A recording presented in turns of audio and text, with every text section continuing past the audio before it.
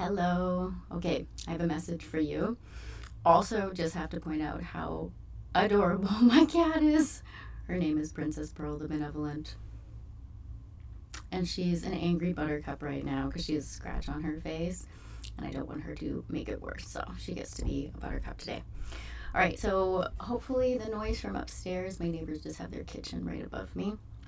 Hopefully it doesn't distract you too much. But I have a message that came through and I wrote it down in notes. Usually I just channel things, but I have notes this time because there was a lot to it. So this is inspired by a journey that I'm on right now, and I feel like a lot of people that I know are on. I hope it's helpful, but it's about showing up, not just online, that's what I'm doing, but how we show up in life in general. The first thing is that oftentimes we are very concerned about what other people think of us. So it's important for us to understand that although we have that concern, and it oftentimes makes us make the decision not to show up. Maybe you have a day where you're not feeling so great. You had originally had plans to go out and then you decide not to do it. Not because you're feeling tired, but because you just don't feel good about yourself. You don't want to be seen. You don't want to be heard. You're just really minimizing your own magic. Maybe you feel like you don't look good that day, or yeah, whatever it may be. And I want you to know that people aren't really paying as much attention as you think. They really aren't. You've got to understand that each person is the center of their own universe. We actually are self-centered. Now, there are some people who fall into codependency, martyrdom. They overextend themselves and they believe that their role is to help others to the extent that they kind of lose themselves.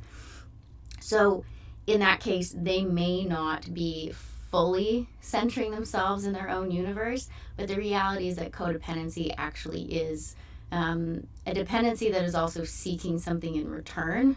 Complex topic, we'll talk about it in another video. But generally speaking, people are the center of their own universe. As such, think about this. How many times have you had a friend express an insecurity to you and you're like, I didn't even notice? I literally just did a video the other day where I was having a breakout. It's almost gone now, but I rarely break out. And to me, it felt like there was a planet on my face. It's almost gone now. I was like, oh my God, what are people going to think? And then I realized that that insecurity was the perfect inspiration for filming a video to talk about insecurity, right? And talk about beauty and how we need to see not only our internal beauty, which is very, very important, but also allowing yourself to still feel physically beautiful regardless of what change has happened. Maybe your body has shifted because you weren't able to do the exercise that you're usually able to do. Maybe you have a zit or a bunch on your face. Maybe you are having a bad hair day.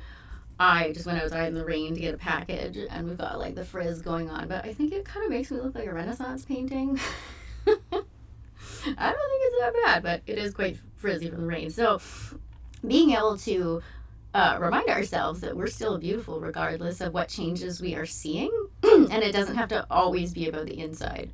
You're allowed to see beyond whatever thing is making you feel insecure physically on the outside. But what I realized is in a conversation with somebody about it, number one, they liked the video, which is awesome. Number two, they're like, I didn't even see it. I couldn't even tell. I'm like, wow, it's a very different perspective. People aren't paying attention to the degree that you think they are. So that's one of the things that I sincerely hope helps you get over the fear of showing up. You deserve to exist in the world. You deserve to be seen, and you deserve to feel safe and okay to be seen. But a big part of what makes us feel unsafe to be seen is actually our own skewed perception of how much people are paying attention, and if they are paying attention, what they're even thinking. We can fall into the trap of assuming that every single person who's paying attention to us is a hater, and I'll tell you right now, they are not. There's lots of people who admire you. So they care so much less about what you think. But if you are stressing about what other people think of you, why not show them how good it can get? Now, I've been talking to this point that although, my training is as a therapist, I'm also trained as a coach, I read tarot, all that good stuff. I would say that the most healing thing that I've ever encountered personally is manifestation, which led me to identity shifting. And this is important. You have to shift your self-perception in order to change your life, to make manifest whatever it is that you want in life. It's not as magical and woo-woo as you think. It's about your self-concept and then the actions that you take. So one of the things that has been incredibly empowering in my own life has been seeing myself as a role model. My identity, my self-perception is showing people through demonstration, my own life, my own actions, how I show up, being a role model to show people what is possible for them. Now, I'm still very much on the journey. I feel like I'm just at the beginning. This year I manifested through a lot of hard work, by the way, but also through an identity shift. I manifested winning a DJ competition in my city, and that has led to having a residency in a nightclub, learning to promote events, launching an event soon, if you're watching this at the time that I post it. That required an identity shift in me, and it didn't just magically happen. It was a lot of work, kind of like bamboo, putting down the roots underground for many years, and then suddenly shooting up from the outside, and people are like, wow, you've changed. I'm like, yeah, I've been working on it for a long time. But from the outside perspective, people can see it as almost like an instant manifestation or an instant change, and that's not true. So the shift that was required in order to get what it is that I wanted was shifting how I perceived myself. And when I chose a new identity, which, by the way, it lives inside of me. If you choose a new identity, you can envision yourself being that person. It means you are somewhere inside of you. And it's about unpacking the layers of the way that you think, the limiting beliefs, the working with your nervous system to make the new behaviors familiar and feel safe, whereas right now they probably feel overwhelming to your nervous system, and that's why we don't change. We have to actually do the work. I needed to do that in order to then take the steps necessary to get what it is that I wanted. So I changed my self-perception as, okay, I'm somebody who might actually win this thing, and then I started to practice 4 to 6 hours a day for 9 weeks. So my skill set changed. I put in so much work. This was not just magicking something. Now, I did use other manifestation techniques. I employed a bunch of different things that I was kind of just starting to learn at the time, and I'll tell you right now they do work, but that was more like training the nervous system, training my unconscious, training my brain to understand that winning the competition could happen. You have to get to a point where some part of you, not all of you, it doesn't have to be all of you, but some part of you believes that it can actually attain the goal. If you don't believe it, it's going to be a heck of a lot more difficult to achieve the goal. So the identity piece is essential. Even if it's a new identity and you're just starting to practice it, we lean into it hard. We do whatever is necessary to start to solidify the identity of the person who can then take the actions because they have the right mindset. They believe that they can accomplish the goal. That identity believes it.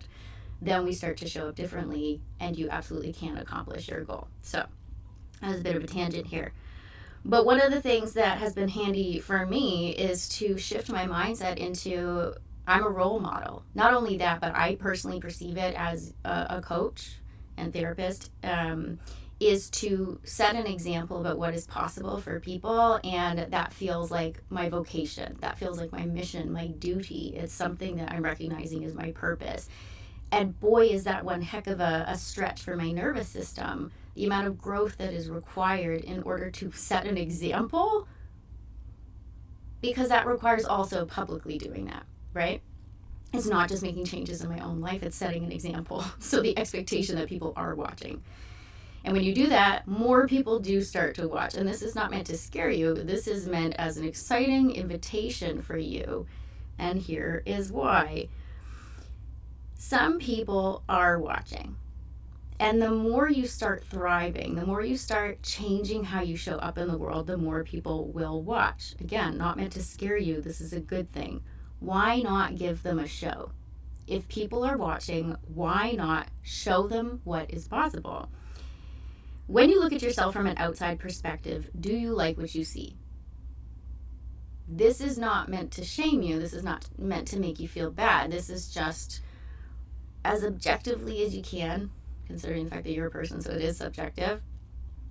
Try to take an observer perspective, looking at how you show up, and be really honest with yourself about what you see. If you can imagine it vividly in your mind, reflect on different social situations or the way that you show up to your work, your hobbies, your relationships. I really want you to get honest and real with yourself about what you see from this outsider perspective. In the process of manifesting the life that I truly want, which I had to allow myself to envision, like I had to give myself permission to envision something, and like spoiler alert, it is a hell of a lot bigger of a vision than I ever had before I started doing identity work. Why? Because from the old identities that I embodied, which there have been many over the course of my lifetime, same for you. You've shifted your identity many times in your life, you just didn't notice. I had to start to embody a different version of me if I wanted to dream bigger. And I want to dream bigger. I have come to recognize, I'll be honest, it came after a health scare that happened recently. Getting a second opinion, but I'm pretty sure that I'm good. But it really, really started to solidify a process that I was already engaging with, which was the recognition that, as far as I know, I, as Andrea, only get one life. Maybe I reincarnate and I get to be a mushroom next time, or a snail, or maybe I'll be the cat. Like, who knows? But as me in this lifetime, with the specific gifts and magic that I have been assigned by what I perceive as the divine, the universe, whatever you resonate with, or you got at random. I think it's more sacred than that, but it's entirely up to you. I only get one, I believe, in this particular incarnation. Now, I do believe, because I'm beginning to really lean into the multiverse and the many worlds theory, which is a theory, right? I don't want to spread misinformation. I can't confirm that it's true, though I have a neat story about evidence.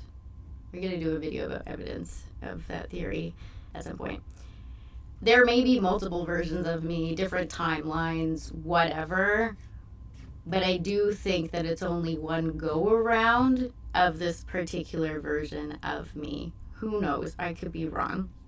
But in facing that truth, and in the face of what I thought was a very serious medical issue, I want to show up in my authenticity, because I might as well just give it a go. And if it blows up in my face, fine, I will pivot, I'll do whatever the safe route is, but for now, I'd rather be daring and start to live differently. And the example that I set by doing that, I know inspires others. So this is a thing. If you're worried that people are paying attention, okay, fine, give them something really awesome to look at. Instead of trying to hide yourself and defend yourself from any perceived threat, that's what your nervous system is doing by hiding. It's just trying to keep you safe and out of harm. Recognize that it's worth the risk of being judged, because even if you're being judged, think about this, even if you're being judged, wouldn't you rather be judged for making a lot of money, being able to give back to the communities that you care about? I volunteer at a food bank, and I want to be able to not just give my time, but also give resources, money. Why not give them something to look at, like you going on the holiday that you've always wanted to go on, or showing up just as your happiest, most vibrant self? Like, if they can't handle that, if they don't like that, you're literally placed in their life, in their story, as a character that is meant to be a catalyst for their own transformation. This is really profound when you think about it. You are not here to be perfect. You are not here to be everybody's friend. And this is coming from a recovering people pleaser who really likes it when everybody likes me, but they don't. They really don't. And it's unfortunate, because you can have people who don't like you for a really good reason, because you need to have take accountability for poor behavior on your part. But a lot of times people just don't like you because you're too nice, or you're reflecting back to them a potential that requires them making a hard and scary choice if they want to live a more authentic life, and you've chosen to do that, or you're about to choose to do that, and you're becoming a role model of what's possible. Some folks don't take that as the invitation, being like, wow, okay, if that person can do it, I can do it, and I'm going to do it. And they start taking steps. That's great. I finally gotten to that point in my life where I'm able to be inspired by other people who have the things, the lifestyle, things that I want. But for a long time in my life, the jealousy and the insecurity got in the way. So I would push them away, or, when I was in a really negative space, I might even, I don't feel like I do this anymore, but talk behind someone's back. And it's unfortunate, but I have to claim that, recognize that that was true, and also giving myself self-compassion, knowing that that was born of a very insecure part of me that was still carrying a lot of trauma that got in the way of my transformation and my thriving, or I perceived it as such. So if people are going to be watching, give them a show and make it a good one, and recognize that you are here first and foremost to live your authentic life. I think that the mission of this life is being born into this world with authenticity, right? And then we have these experiences which program us in a way, if you want to use like a computer analogy of some sort. A lot of people like that model. We get programmed through the experience of trauma, which basically, trauma is overwhelming experiences, or experiences that overwhelmed the nervous system and our emotional capacity and left a mark in our memory, in our minds, in our body, which is why somatic experiencing can be helpful, or EMDR therapy to help rewire the brain and regulate the nervous system. That's what it's all about.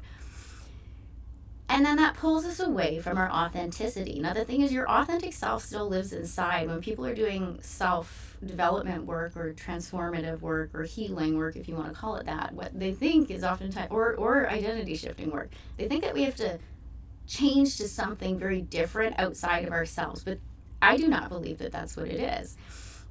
Because then you're always striving for something, and it feels out of reach, that we can't grasp it, because the end goal, the yardstick that we're measuring ourselves against, is a moving target. It's impossible. So the reframe is that it's a homecoming. You're coming home to yourself, and your authenticity lives in what one of my favorite mentors calls the deep down. The deep down. It's like when you're like, oh, but deep down I know it's this. You can have all these stories about something that's going on in your life, and you tell your best friend, and you ramble, and they sit there and listen, and then at the end you're like, but deep down I know I just need to do this. What is deep down? It's like, it's your authenticity, it's your spirit, it's your soul, it's what you came into this world with, and now you're slowly pulling back the layers, pulling away, tossing the rocks, things that don't belong to you anymore. And oftentimes this comes from what we call in like the tarot community a tower moment. There's a card in the deck called the Tower. It's a major arcana, which means major step on the spiritual journey. And this tower gets struck by lightning, and then these characters are falling out of it, and it looks very dramatic, and people don't like that card, but I think it's really revolutionary energy. It's sometimes extremely necessary to have your life crumble, blow up, fall apart, you fall from the tower, because it shows that your life was built on a faulty foundation, and then you have the opportunity with this new clarity and this insight that things are not working, stuff hit the fan, and you need to actually rebuild, but you get to do it from a conscious place where you're like, oh, this rock, this thing that was a part of the tower, that was my belief system and my perception of who I thought I was, that actually belonged to mom, or that belonged to dad, or that belonged to grandma or grandpa, or that was my first partner who said something really critical and I took it on as truth. But it's not. And we let that go, and we get to start to build a new foundation, and you build yourself up by getting rid of the rubble that is not helpful, and then you, from your authentic self, get to build something that makes sense to you. It's your authenticity. So this is a homecoming, right? You are coming home to yourself. And by doing that, by setting that example, it blows people's minds. If they feel ready to shift or they were like on the precipice, you showing up and them seeing you one time getting silly on a dance floor and having a blast, pardon me, can inspire someone else to dance on the floor somewhere in the crowd when maybe they would have been sitting on the sidelines or sitting against the wall, and they've been doing that for years. A smile from you can ignite someone, recognizing that they're actually allowed to smile too. They're allowed to be happy when they've been stuck in a pattern of negativity, which can be addictive. It can become like an emotional home base, but it's not authentic. People sometimes, pardon me, people sometimes think that their emotions, the emotions that they occupy the most, that they feel the most often, are somehow their personality, but that is not true. It's contributing to how you perceive yourself, but your real personality is your authentic self. So it is your duty to come home to yourself, and there is work involved. I always say that never say never. There are these like lightning out of the blue awakening moments that some people have, but I personally believe that that quantum leap usually comes from years of work underneath, behind the scenes. It just may not have been conscious work. Maybe you didn't go to therapy. Maybe you didn't have a coach. Whatever it may be, but you were probably learning, and then the breakthrough comes, and then we decide to just walk the path of authenticity. And I'll tell you right now, it's terrifying, and it's also extremely liberating. I'm loving it. And there's resistance every time. Okay? All right. So I'm going to invite you to not waste your time stressing about what others think about you. I want you to focus on starting to show up authentically, because this will lead to you living your best life. And it does not happen overnight. This is a slow build. To build the vision that you finally give yourself permission to envision. And when you do an envisioning process, and like reach out to me if you want to do this. I love guiding people through this. It's just, oh my God. It's so exciting because it's almost like the initiation. I will get you into the consciousness of what I like to call your favorite self. It doesn't have to be your higher self, but your favorite self, your future self, or your favorite future self. The self that occupies your favorite future that you haven't even envisioned yet. We get into that consciousness, and then we see what their reality is like. And then from there, we practice being that version so that we can reverse engineer it.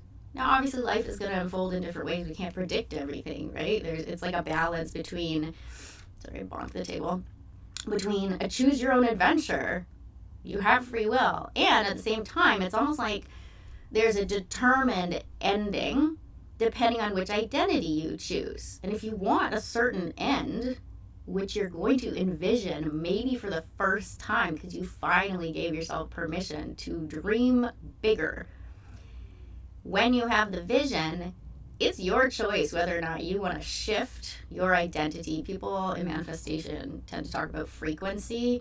It's just like, I don't know the science behind that, but I will tell you it's a really handy model of thought. When I'm talking about these things, I must be clear. If I use terms like frequency and things like that, I'm usually talking just about a mental model, because we're still working on like what is the frequency of leadership or your favorite self. Like, I don't know how that works. But imagine yourself, this is a thought experiment, tuning the radio that is you to be able to receive what is on the frequency of the identity that you are shifting into. You shift by turning the dial. That's a conscious thing. You have to consciously shift and practice every day. It's not fake it till you make it. It's practice it until you embody it. And when you do that, you start to open up yourself to be on the receiving end of whatever is on that frequency. And to me, that's almost like, that's the Choose Your Own Adventure book. That book exists on that frequency. It has different endings, but they are on the same frequency. So if you want a life that has a lot of freedom involved. You got to get on the freedom frequency, and then you choose your own adventure. But generally speaking, you will get to an ending that is still in that book on that frequency of freedom. It'll be different depending on the choices that you make. Hopefully this is making sense. It's like, I do believe some things are predestined. That's why, in my opinion, again, these are just thought experiments. Sorry, I've got a real like raspy throat. It's as if, like, for example, when you have deja vus, there is a scientific explanation about what's going on in your brain. I am also of the belief that, yes, that could be true. And have you ever had an experience where not only are you having a deja vu, but you almost have like a quadruple deja vu, where you're like, whoa, I don't think I've experienced this one time. I think I've been at this point multiple times. To me, there's something interesting about that. It's almost like, oh, if I believe in all of this stuff about timelines and, you know, the many worlds theory and this choose your own adventure stuff,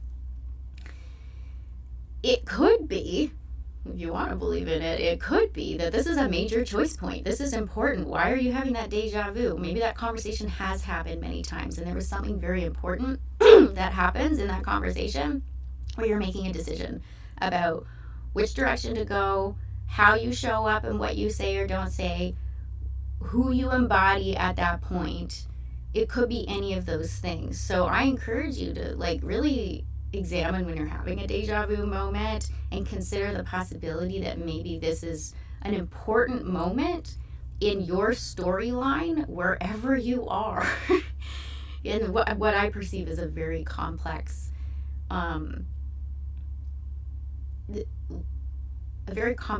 explanation for space and time and our experiences. I don't think it's linear anymore, and that's a recent shift in my perspective. I think that I still haven't seen the film Everything Everywhere All at Once, but I have a funny feeling that maybe some of the stuff is in that film. I've had it recommended to me so many times.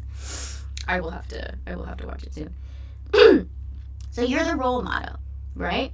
You can choose to be the role model and do it for you, because regardless of what someone else is thinking, regardless of whether or not they are judging you, ultimately it's your life.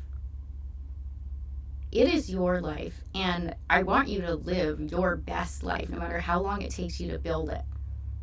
And sometimes it's going to be a grind. Sometimes it's not going to be fun. Sometimes I'll post a video and no one watches it. Someday a video will go viral. I'm like, hello, 10,000 people. Oh gosh, you know. And then there's a new identity that comes through to the version who can handle that, right? But do it for you. Do it for you. Don't worry so much about what other people are going to think, because haters going to hate. Family members and friends are going to be confused. Doubters going to doubt.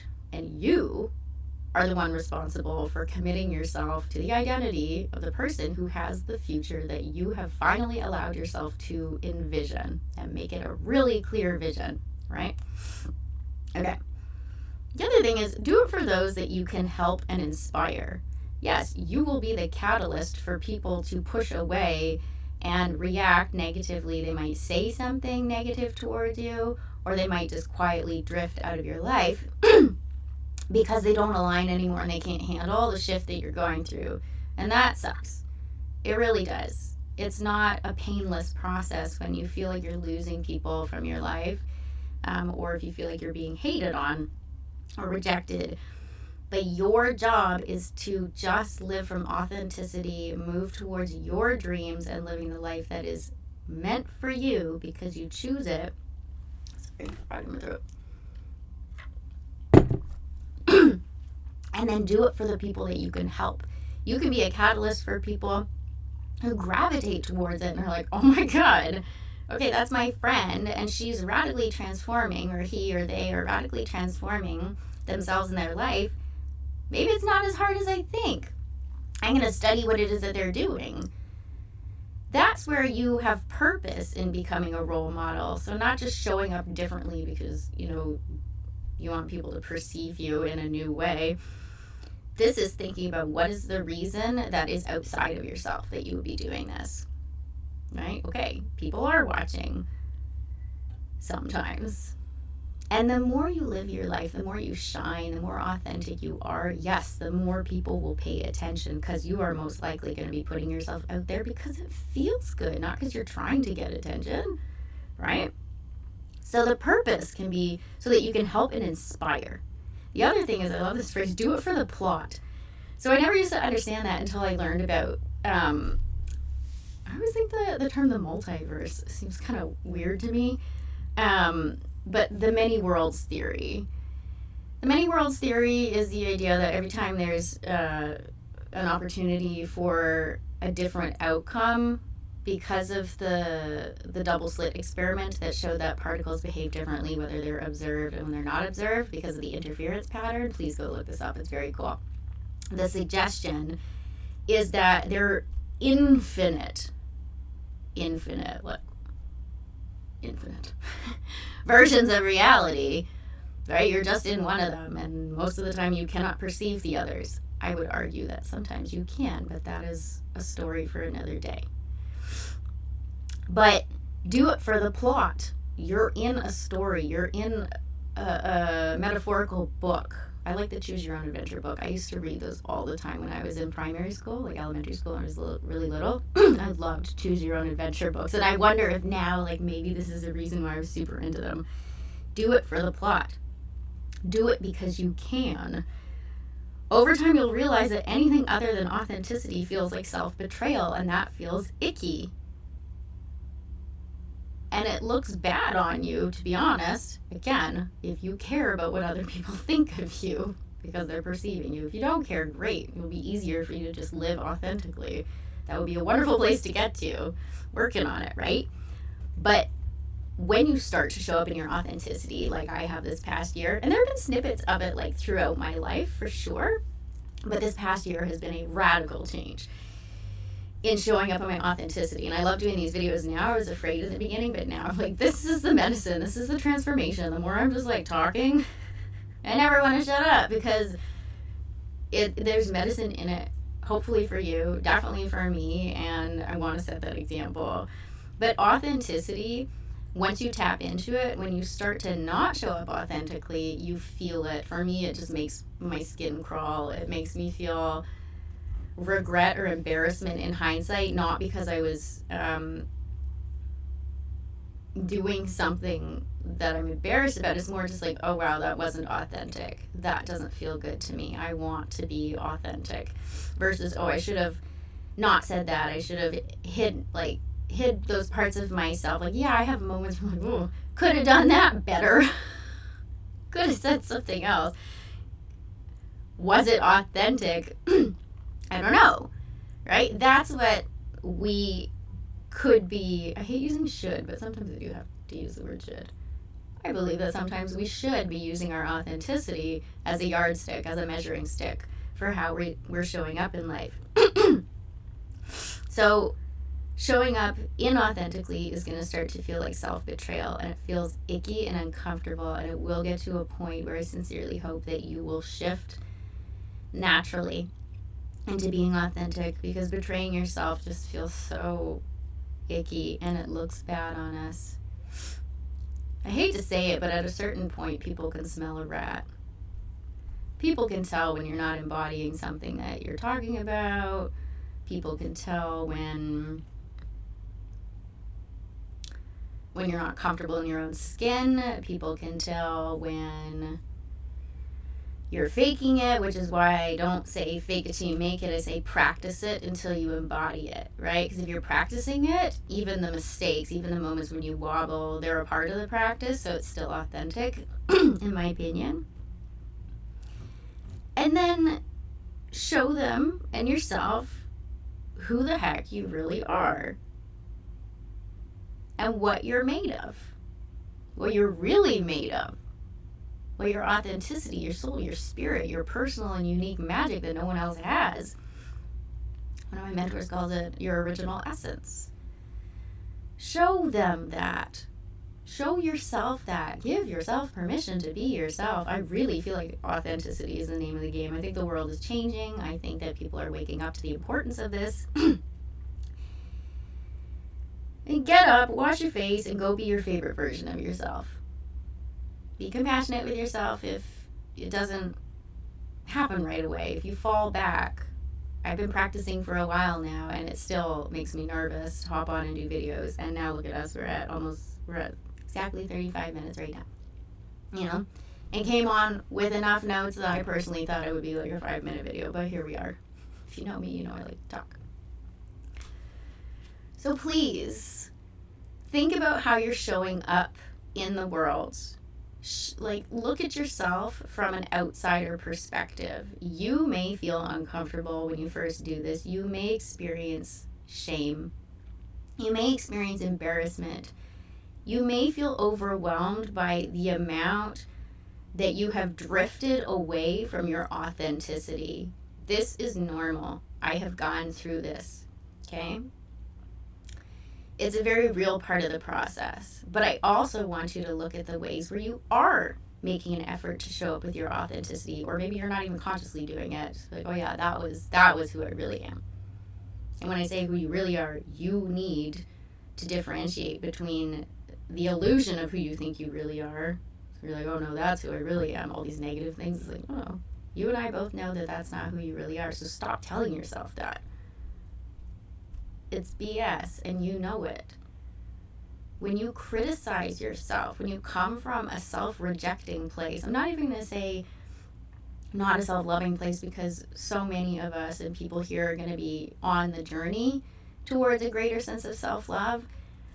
I want you to start with self-acceptance, right? Or the self-compassionate version of you. If whatever you're saying about yourself doesn't sound compassionate, that is not your authentic self. Your authentic self that came into this world without any trauma, without any negative experiences yet, without any of that stuff, and came in with this beautiful, pure soul, which may carry with it lifetimes of wisdom, but it doesn't carry the heaviness and the grief and the sadness and the resentment that can build up through life experiences. If whatever you're looking at, you're actually judging, that's not what this practice is. That's not what this exercise is. Look at how you're showing up in your life and recognize where maybe the embarrassment and shame comes in, and know that that's a part of you that knows that you can do better and that it wants to do better, not out of shame for what has happened and how you've been showing up, but because that part is forward thinking. It is moving you towards your dream, and it wants you to show up authentically because it knows, a deep knowing, that authenticity is the ticket, it is the timeline, it is the life path, it's the frequency and identity of your favorite life, of your favorite ending, and of everything that you want to experience when you allow yourself, give yourself permission to dream your biggest dream. All right? So try not to be too hard on yourself when you do this practice of looking at your behavior and how you're living your life and how you're showing up through as an objective as possible lens. Know that shame might come up. Meet it with compassion. Find the part of you inside that only has compassion for you. And then start to envision something different for your life and figure out which version of you, what identity, which frequency that you're tuning your inner radio to is going to get you to, ooh, I don't know why it does that, these thumbs up, but I like it. And then start to embody that. You are a role model. You set the example for others. You walk the path first. And whoever is not meant to follow you, they're not meant to come along. And whoever is meant to be inspired by you, whether you know that it happened or not, you are meant to be the catalyst for change in their life, however that looks for them. Do it for the plot. Do it in service to living your absolute best life, and do it because whether you believe it or not, you already love yourself. I'm going to be starting something called Room 22. This is based on a dream that I had about, I'm going to do a post about it on my socials, but about finding myself in a hallway that is filled with doors. And I have a key in my hand. I think that's what happened. Or perhaps I found a key on the ground. I have to go back and look what I wrote down in my journal. But it was a key to a door, and the number was 22. Now, 22 is my lucky number. Pardon me. My throat is not vibing. It's my lucky number. It's also, I've discovered, is my life path number. But it's a really profound number. It's, what is it called in numerology? Like 20, 11, 22, 33, and I think 44, it might go up to, are really important and sacred numbers for life paths. Behind this door was the life, the vision, the future that you maybe haven't even imagined yet from your current state of awareness and consciousness. But behind that door was self-love.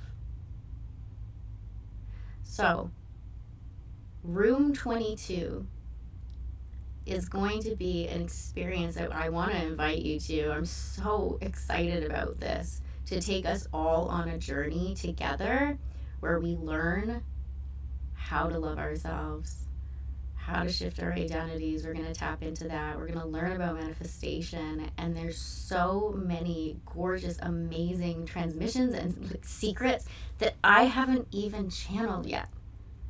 But I can feel that they're coming. And they are behind the door, the portal in room 22. And I want to invite you to join me. I am so excited. If you're interested in this, please reach out to me. I'll just put you on a list. I am creating a list of people who want to come on this journey. It's mysterious. It's exciting. I don't even know what's in there yet. But it is such a huge part of the journey for all of us. And I truly believe that this dream was prophetic in some way. There is magic and wonder and beautiful self-loving things behind the door to room 22. So I hope you join me, but whatever you choose to do, that is what you're meant to do. I hope this message was helpful for you. I love you so much, and I will see you in the next one.